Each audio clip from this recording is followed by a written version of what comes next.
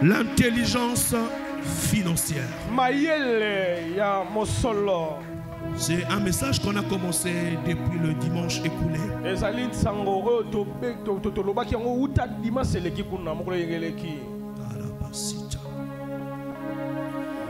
162 fois la Bible parle particulièrement au Nouveau Testament de l'intelligence. 162 fois l'Ancien Testament.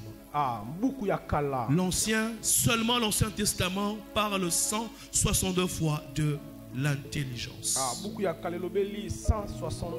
La première fois, c'est dans Genèse, le chapitre 3, le verset 6. Lorsqu'il était question que les yeux de la femme puissent s'ouvrir en mangeant aux fruits interdits par Dieu.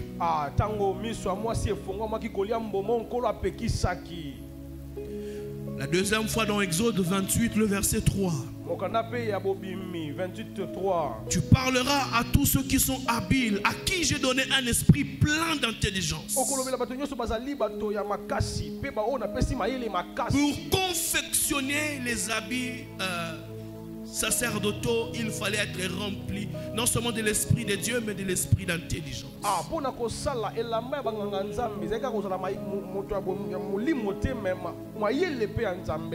Amen.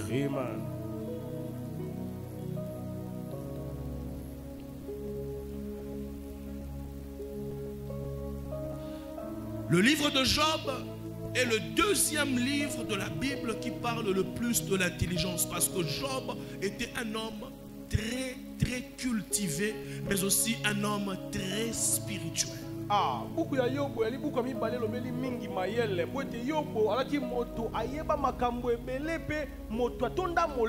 25 fois la Bible parle de l'intelligence dans ce livre.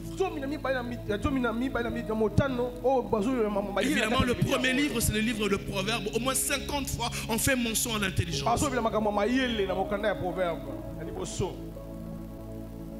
Amen. Amen. Et l'intelligence financière ici n'est qu'un aspect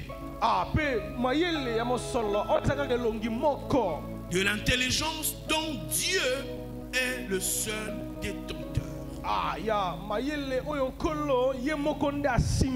Le détenteur principal. Il en est la source. Job 12, le verset 13. La Bible dit: en Dieu réside la sagesse, la puissance, le conseil et l'intelligence lui appartiennent. Dieu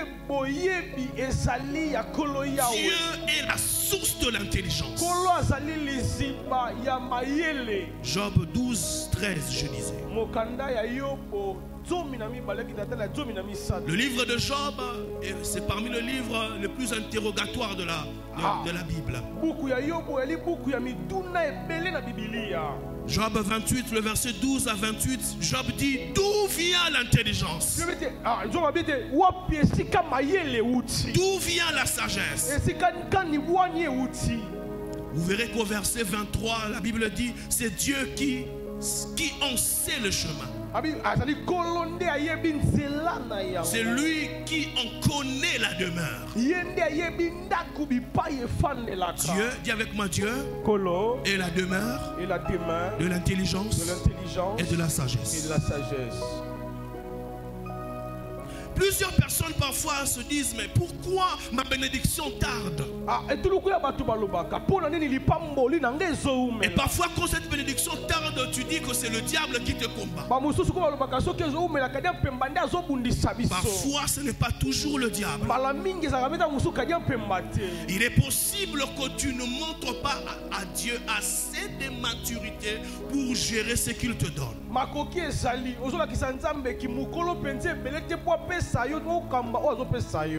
Dieu ne trouve pas en toi assez de maturité pour te donner la bénédiction que tu demandes, ça va longtemps attendre.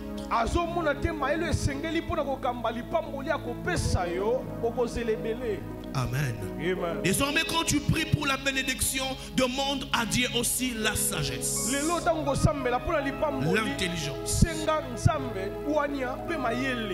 Amen. Amen. Je ne suis pas en train de parler de l'intelligence d'un point de vue humain, mais permettez de rappeler qu'il existe plusieurs sortes d'intelligence. Il existe l'intelligence mathématique. Il existe l'intelligence linguistique. Dans notre courant, on parle même de verbo-linguistique.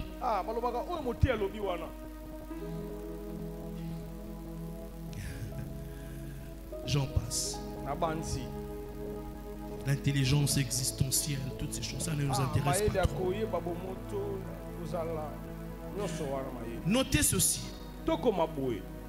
Autant les actions de Dieu sont liées à son intelligence, autant nos actions sont aussi liées à notre intelligence. Job 26, le verset 12. La Bible dit par sa force, il soulève la mer. Par son intelligence, il en brise l'orgueil. Par sa intelligence, par sa force, il soulève la mer. Par son intelligence, il brise l'orgueil de la mer. Dieu n'agit pas sans son intelligence. Et ici, l'intelligence dont il est question, ce n'est pas l'accumulation des informations académiques.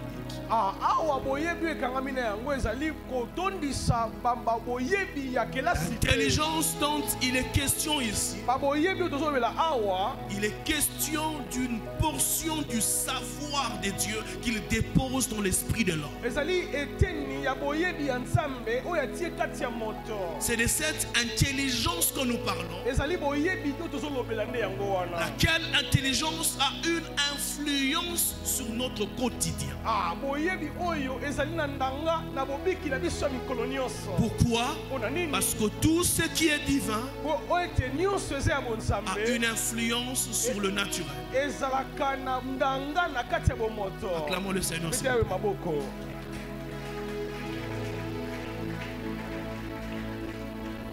Parce que Abraham n'a pas étudié en leur époque. À leur époque, il n'y avait pas des universités comme à notre époque. Mais ce sont des hommes qui ont prospéré. J'ai été choqué de constater que quand Dieu chasse Caïn loin de sa face, c'est la descendance de Caïn qui va bâtir la première ville.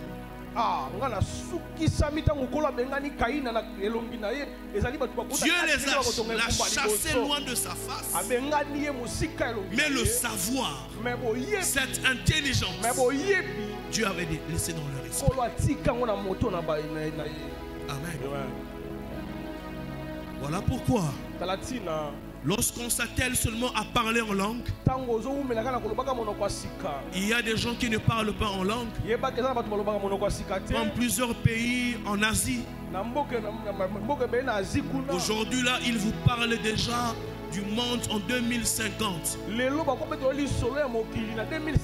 Vous verrez que les nations intelligentes, ce sont des nations qui vivent par prévision.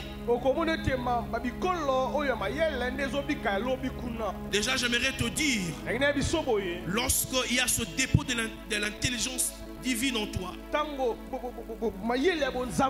des facteurs qui ne peut jamais manquer, c'est l'esprit de prévision.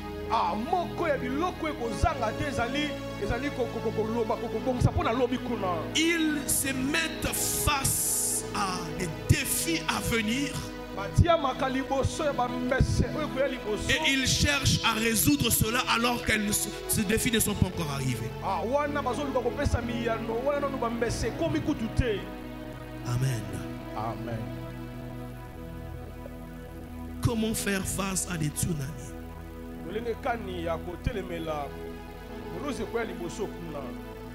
Plusieurs types de tsunamis. Malgré que leur intelligence est limitée, mais ils vivent avec prévision.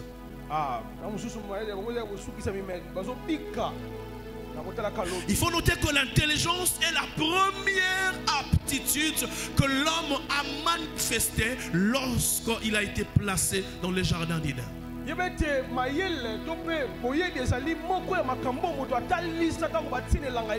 Genèse 2, le verset 19.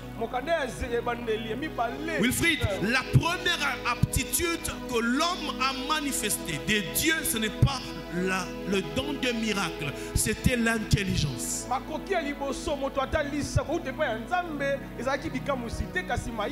Ce n'était pas la prière,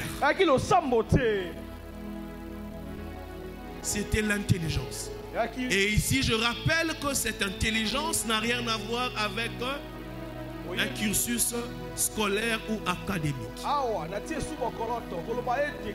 J'ai dit qu'il est question d'un dépôt, d'une portion du savoir de Dieu dans l'esprit de l'homme.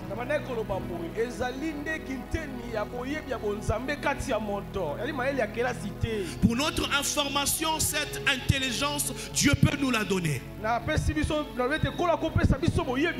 Exode 31, 6. J'ai mis de l'intelligence dans l'esprit de ceux qui sont habiles. Dieu informe à Moïse qu'il a mis de l'intelligence.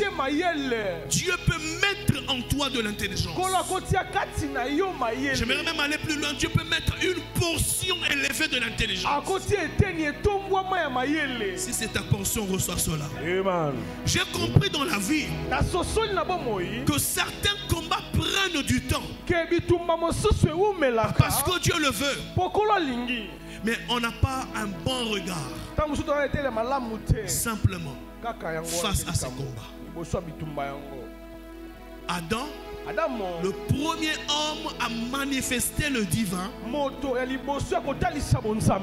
c'est par l'intelligence. La Bible dit que l'Éternel appela les animaux pour voir comment l'homme va les nommer.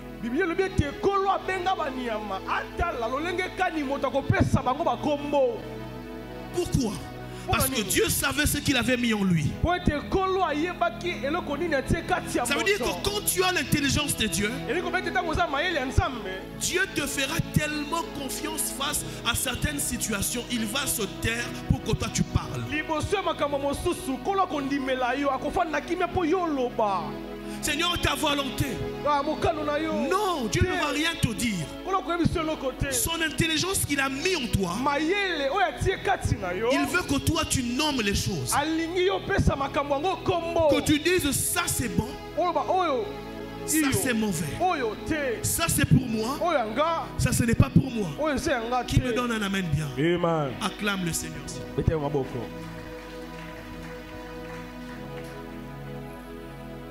Notons bien. Le but de l'intelligence dont il est question, c'est d'emmener l'homme à vivre le succès dans toutes ses entreprises et à être utile pour l'avancement du royaume des cieux.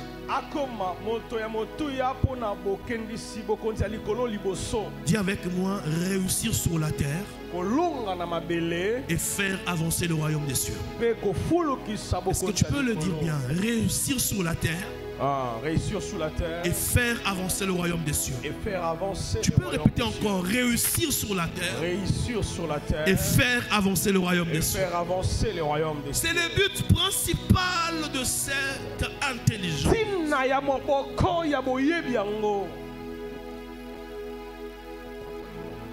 Comment maintenant parvenir à cette émergence financière?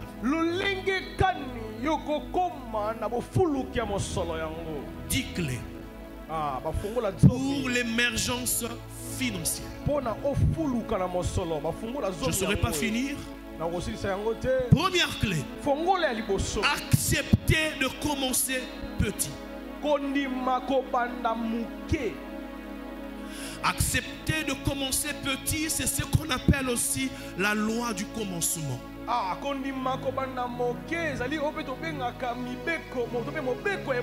Ne cherche pas la forme au début. Aie le fond. C'est le fond qui crée la forme et non la forme qui crée le fond.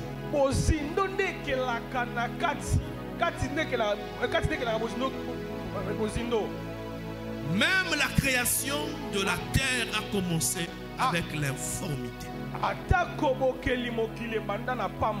Souvent, nous envisageons la forme tout en oubliant le fond. C'est à cause des regards des gens.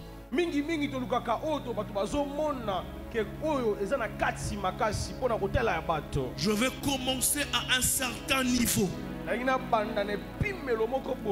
Aide-moi à dire à ton voisin, Jésus a le nom le plus élevé dans les cieux, sur la terre, mais il a accepté de commencer comme un bébé.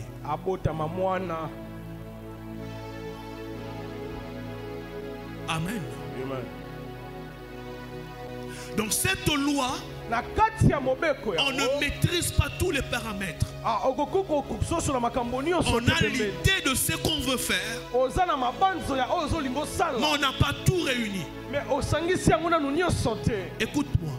À partir de maintenant, apprends à encourager les gens qui acceptent de commencer quelque chose. Amen. Et toi-même, si tu commences quelque chose et que tu n'as personne, encourage-toi toi-même. Voilà pourquoi Dieu parfois lui-même il parle de lui. Il dit en dehors de moi il n'y a point. Dieu sait qui il est. Alors dans la loi du commencement, il faut savoir qui tu es.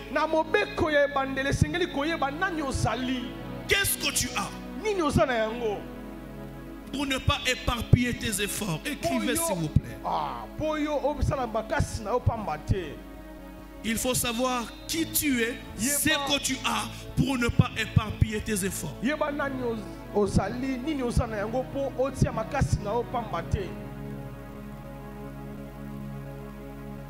Si tu ne regardes qu'au résultat,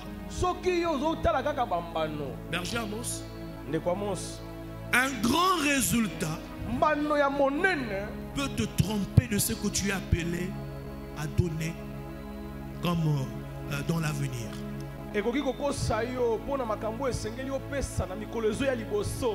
Ne définis jamais ta vie par rapport au résultat, mais plutôt par rapport au potentiel.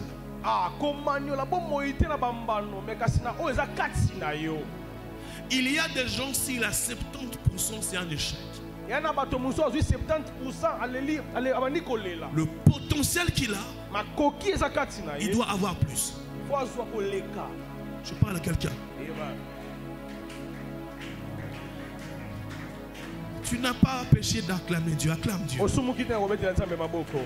Jésus a donné à chacun, qu'est-ce que je dis? Le riche économe avait donné à chacun des talents. C'est lui qui avait 5, si il a ajouté 2 autres, il a au-delà de celui qui n'a multiplié qu'un seul talent. Mais ce que les riches économes attendaient, c'est que ça nous soit au minimum 10. Il faut que tu donnes les meilleurs de toi.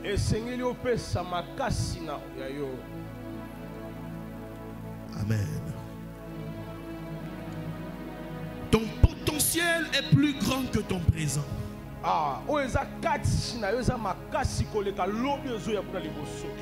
Et même ton futur est plus grand que ton passé.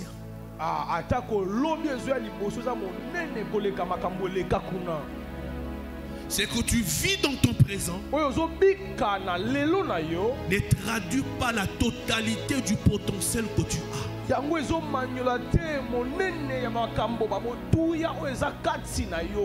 Amen. Amen.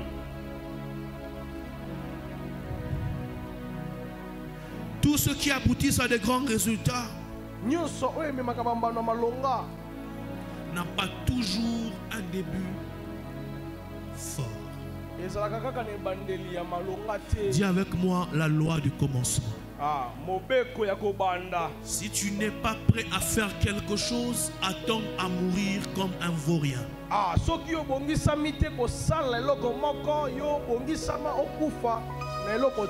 Amen. Un jour l'Esprit m'a dit, si tu vis pour rien, tu mourras comme un vaurien. Qui est prêt à faire quelque chose ici? Je disais, qui est prêt à faire quelque chose ici? Je ne parle pas que de l'église, pour ta vie. Qui est prêt à faire quelque chose ici? Il y a des gens qui je ne sais pas s'ils ne veulent pas, ou bien ils ne lèvent pas à ce moment-là. Je recommence. Qui est prêt à faire quelque chose ici pour ça? Il y a toujours des gens qui ne lèvent jamais la main. Peu importe, même si tu insistes 1000 fois. Pour ceux qui ont levé la main, n'attendez pas demain. C'est maintenant qu'il faut commencer. Et acclamer pour vous-même. 2. La loi de sacrifice.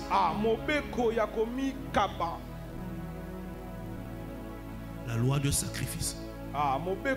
Il n'y a pas d'émergence sans sacrifice. Ce que tu acquiers sans sacrifice, tu peux le perdre facilement. Il ne faut pas confondre les sacrifices et la souffrance.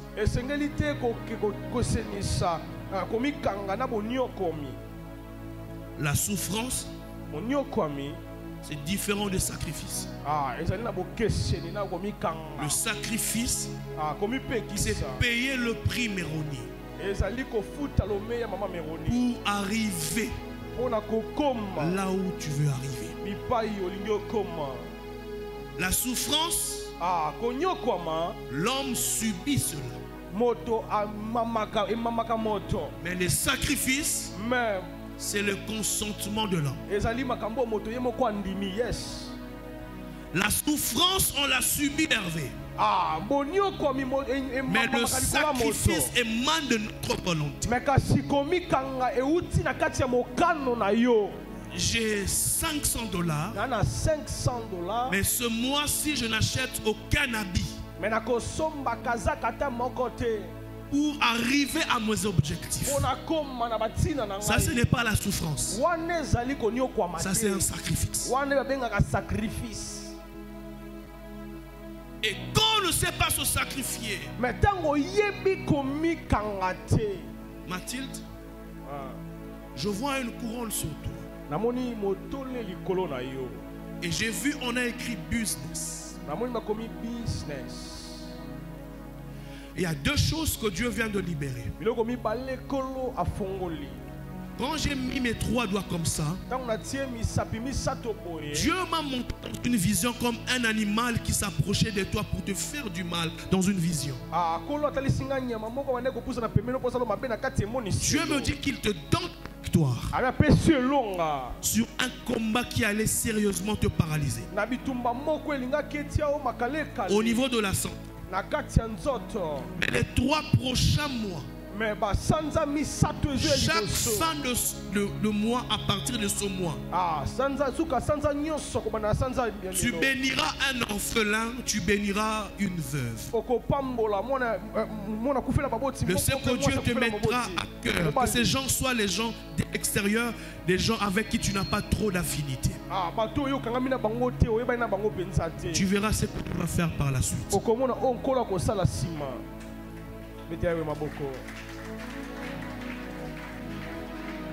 Si tu n'es pas prêt à faire des sacrifices pour ton avenir, sache que tu es loin de vivre l'accomplissement des promesses de Dieu dans ta vie.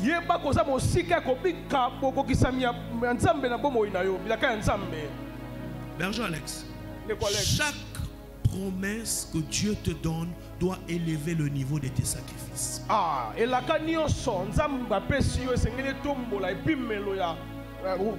Le sacrifice conduit l'homme à vivre dans la responsabilité de son avenir.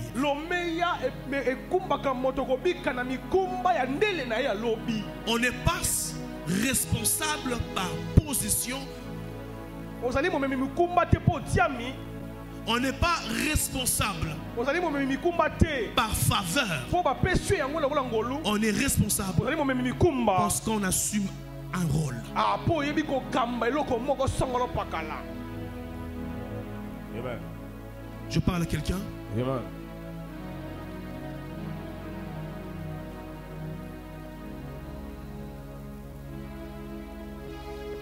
Il faut éviter les résultats accidentels dans la vie.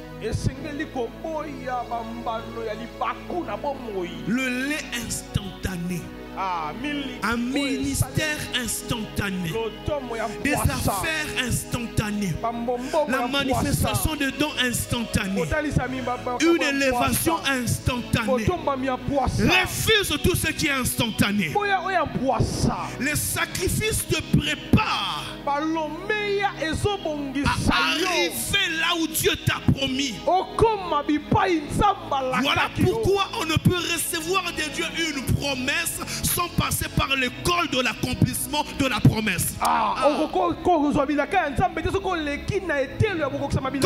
reçoit la promesse de devenir roi, Dieu va susciter des combats liés au roi. Première chose, le roi va te combattre. Et ce sont des genres de combats qui ne finissent pas jusqu'à ce que tu atteignes la maturité que Dieu attend pour que tu deviennes ce qu'il a promis. Je peux te choquer. Il y a des combats qui ne finissent pas par la prière. Elles finissent quand on devient mature. Je disais quand on devient mature. Quand Dieu voit maintenant dans son cœur. Tout ce que je voulais voir, je vois ça. Là tu deviens roi. Dieu n'a pas dit à David il faudra que tu attendes 13 ans pour devenir roi. Dieu a parlé par Samuel. On l'a même déjà roi. Samuel est un prophète authentique. Mais il faut que tu attendes 13 bonnes années en vivant comme un fugitif. Yes. Fouillant la lance de Saoul à tout moment. Et vous regardez quand lorsque vous lisez le livre de Saoul, et qu'est-ce que je dis, de 2 rois, au moins 7 fois, Saoul a essayé de tuer David. Avec sa lance. Dieu avait parlé de la lance. Tu avais parlé de la royauté. Mais il faut que David fuit, qu'il se sacrifie, qu'il oublie même un moment, comme même qu'on doutait. C'est ça. Le sacrifice. Dis avec moi le sacrifice. Sans effort, on ne devient jamais fort. Rien de durable n'arrive dans la vie sans sacrifice. N'improvise pas les résultats. Sacrifie-toi pour que ça arrive. Une prière à faire difficile. Seigneur, donne-moi la force de faire le sacrifice qu'il faut pour arriver là où tu m'attends. C'est la prière à faire désormais. Est-ce que quelqu'un m'entend? Seigneur, bénis-moi. Mais quand il va te bénir, il veut voir en toi l'esprit de sacrifice.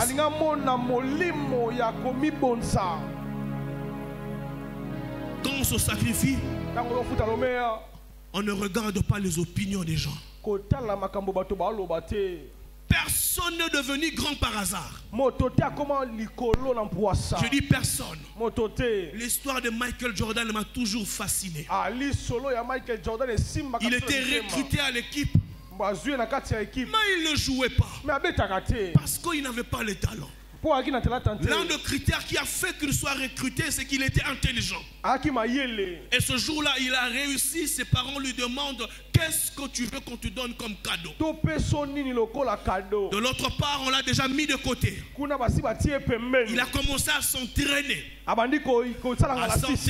garage. Il a supplié le coach pour la réintégration de l'équipe. Il s'est réintégré. Mais ce jour-là, ce qu'ils ne savaient pas, c'est que ses collaborateurs, ses coéquipiers, ne savaient pas. En train de jouer un match important, il était le seul joueur qui devait entrer parce que les autres, qui déjà bachor. Lorsqu'il entre, il parle de cette histoire au pasteur Maïs Mondro, qui est déjà décédé. Maïs Mondro. Quand il prend le ballon, il shoot. Et c'était un 3 points. Tout a commencé là. Mais quand il avait pris le ballon, les amis avaient touché la tête, sachant qu'il n'allait rien faire. Et il dit au pasteur, même quand ça ne marche pas, quand ça ne marchait pas, je continue à shooter. Et dans toutes les positions possibles. Continue à te sacrifier pour ce que tu veux avoir comme résultat. Et tu arriveras à des résultats inouïs. Donne-moi un amen très bien. Amen. 3. La loi de la collaboration. 2 Rois, le chapitre 4, le verset 2 à 14. Le verset 3, Élisée dit à la veuve, va dehors et demande les vases chez tes voisines. Cette femme attendait un miracle de Dieu, mais elle n'avait pas les récipients pour le miracle. Écoute-moi très bien. La sagesse enseigne ceci. Quand le ciel veut visiter un homme, le ciel passe par notre entourage. Si tu vois le diable commencer à beaucoup détruire tes relations, tu n'es pas loin d'un malheur. Quand les gens commencent à beaucoup parler du mal sur toi, sache que beaucoup de choses dans ta vie se ferment. Je parle à quelqu'un. Amen. Pourquoi? Parce que le miracle, c'est la veuve qui doit vivre ça. Mais elle doit aller demander les vases à l'extérieur. Dis à ton voisin, ne me néglige pas. Parle-lui s'il te plaît.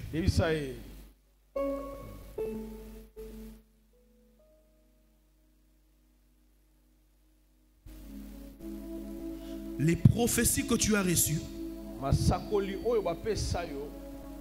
ont besoin d'un savoir-vivre pour qu'elles s'accomplissent.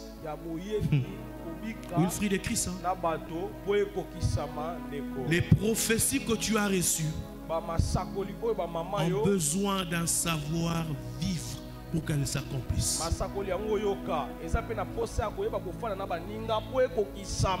Espoir. Il fallait que Joseph puisse interpréter inconditionnellement les rêves du panatier et de les chansons. Pour que l'un d'entre eux, c'était évidemment les chansons, parle de lui auprès du roi. Il y a des gens qui ne vont pas te donner l'argent, mais ils vont te connecter à la personne qui va changer ta vie. Il ne faut pas attendre l'argent auprès des chansons. Joe, tu m'entends? Les chansons ne te donnent pas l'argent, mais il parlera de toi au roi. Amen. Amen. Il y a des gens qui parlent de toi en mal, ça te ferme les portes. Fais attention, tout le monde, on ne blesse pas tout le monde. Je vais parler à quelqu'un. On ne blesse pas tout tout le monde. Il y a des gens, tu les blesses, le ciel est fermé dans ta vie. Il y a des gens, tu les blesses, la malédiction s'abat sur toi. Et tu le fais du bien, le ciel s'ouvre sur toi.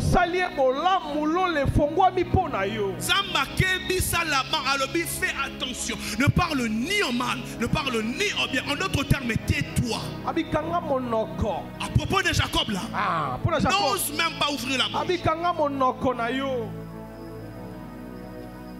Pourquoi? Il y a alliance et alliance. Est-ce que je parle à quelqu'un? Il y a des gens qu'on ne fait pas du mal. Mais non, c'est aussi une loi. La loi de la lèpre stipule que quand on est lépreux, ce n'est pas tout le corps qui est atteint directement. C'est de la même manière que la malédiction se manifeste. Étape après étape. Tu peux ne rien sentir, mais tu es déjà frappé. Je parle à quelqu'un. Amen.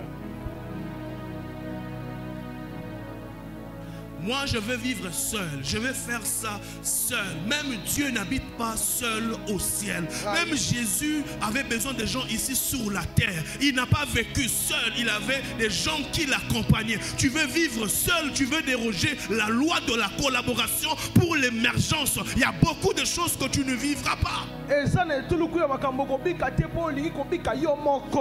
Élie qui vivait seul, Dieu mettait dans les circonstances des personnes pour l'aider afin que le plan de Dieu puisse se réaliser. Attention, quand tu commences à te plaire en disant je suis seul, je préfère rester dans mon coin, tu vas souffrir seul dans ton coin, tu vas mourir seul dans ton coin, tu rateras beaucoup de choses seul dans ton coin.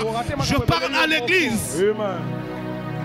Ne regarde pas ta vie avec ton intelligence. Regarde-la à la lumière des Écritures.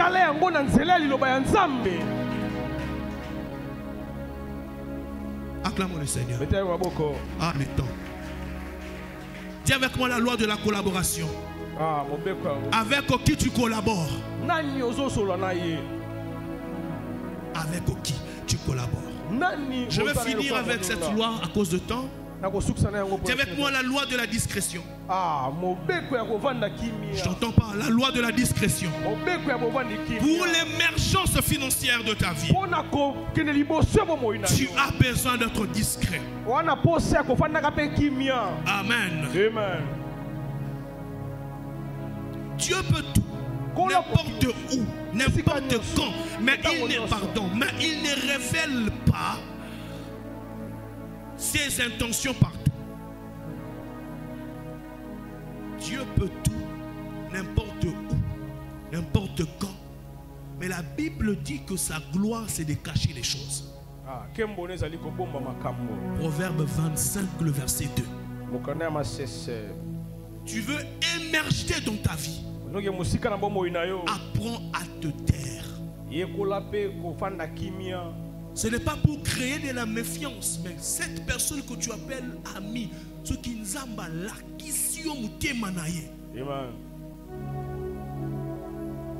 parfois, par manque de sagesse, on a traité certaines personnes des ennemis et pourtant ils nous aiment plus que ceux-là qu'on appelle amis. Amen. Faisons très attention. Très attention. Espoir. Cette femme ne devait pas dire à ses voisines ce qu'elle voulait faire de ses vases. Tu pars chercher les vases. Ah, le prophète m'a dit que j'aurai l'huile. Demande seulement le vase. Arrête-toi là. Quand Dieu dit à Élie, dirige-toi vers le torrent, je te nourrirai là. Élie ne doit pas dire à quelqu'un d'autre. Bien-aimé, sois discret. Je dis, sois discret. Certains projets ou les fruits ne se sont pas réalisés parce qu'on les a dit tôt et aux mauvaises personnes.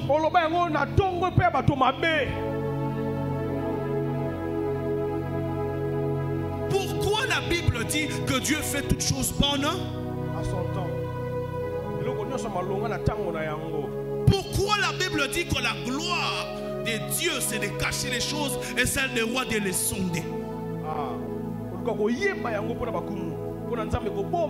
Pardon, Sunganga Salabwe. Sunganga, pardon, Salabwe. Parmi les prières à faire, c'est de demander à Dieu de t'apprendre à rester silencieux. Tu ne perds rien quand tu gardes secret tes projets. Dieu est le seul à qui on doit tout dire. Amen. Ceux qui sont mariés ici comme moi savent, même dans le mariage, on ne dit pas tout directement. Tu peux avoir une pensée, mais tu pries d'abord pour ça. Après, tu en parles à ta femme ou tu en parles à ton mari. Oui ou non? Oui. Amen. Amen. Je connais des familles. On va sortir. Ils n'ont rien dit aux enfants. Sinon les voisins, ça crée des problèmes. Le manque de discrétion crée parfois des combats inutiles.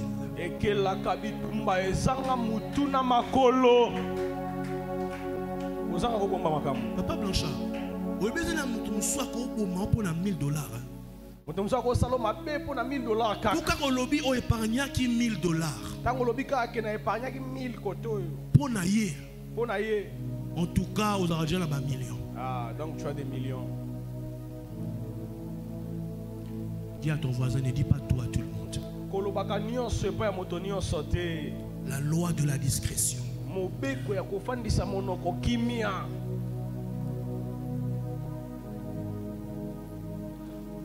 Notons ceci, s'il vous plaît.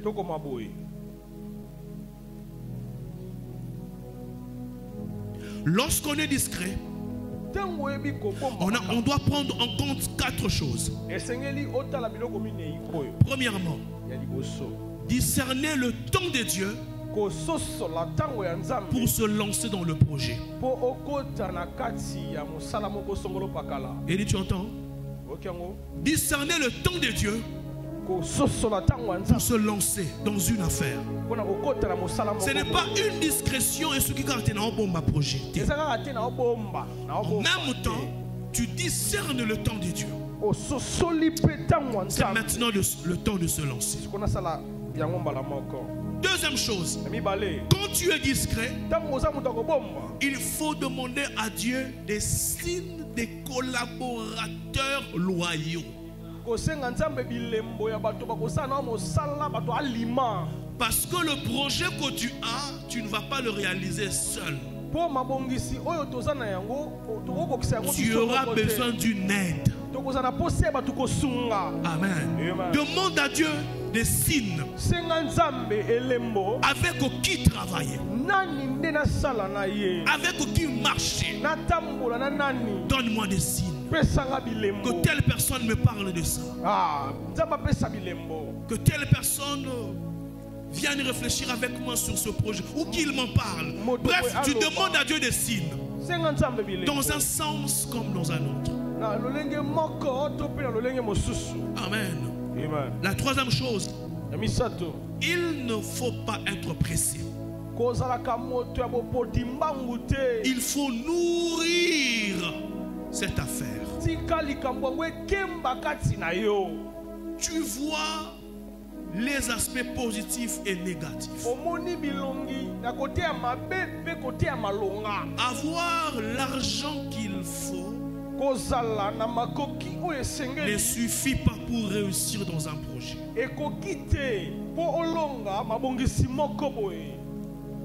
Berger Mosoki. Avoir l'argent qu'il faut. Pour ce projet, tu as besoin de 15 000. Okay. Mais est-ce que c'est le moment? Est-ce que c'est avec ces personnes?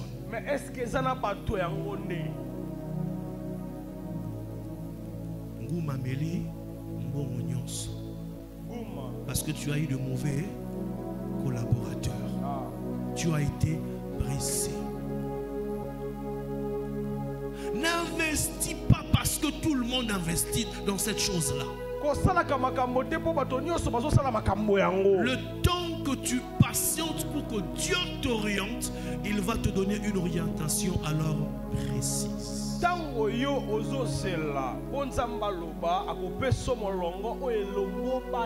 Je finis. Je vais continuer prochainement. Le temps que tu es discret, prends le temps de prier pour cette affaire. Prends le temps. On dit quoi? L'homme propose, Dieu dispose. Néhémie dit, le Dieu des cieux nous donnera le succès. Mais le Néhémie qui parle, c'est un boss. Les chansons du roi. Quand Néhémie dit que Dieu nous donnera le succès, c'est pas parce qu'il attend l'argent. Ils ont déjà tout. Mais ils doivent reconstruire la muraille dans un contexte d'adversité. Ils ne comptent pas sur ce qui est humain. Mais le succès, ça vient de Dieu. Amen. Le temps de prier pour ça. Ce matin, j'ai 2 prières à faire. La première prière, c'est celle de demander à Dieu de nous donner l'intelligence. J'avais dit le dimanche passé, écoulé, pardon, lorsque tu poursuis un objectif, il ne faudrait pas être géré par l'argent. C'est toi qui dois gérer l'argent.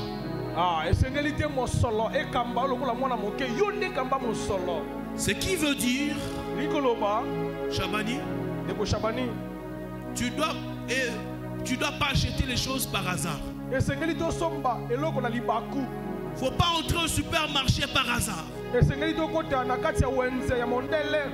Il faut se décider de combien dépenser par jour. On va revenir sur ça même cette semaine. J'ai 2 prières. La première, de demander à Dieu qu'il nous donne l'intelligence, ce savoir divin pour notre émergence sur la terre, mais aussi pour faire avancer le royaume des cieux. Les grandes réalisations commencent par des petites idées. Et on peut commencer petit, finir grand, parce que tu as accepté la loi du commencement. La loi qui stipule qu'il faut commencer même petit. Nous allons prier. Si tu as besoin de l'intelligence, tu vas prier. Si tu as une affaire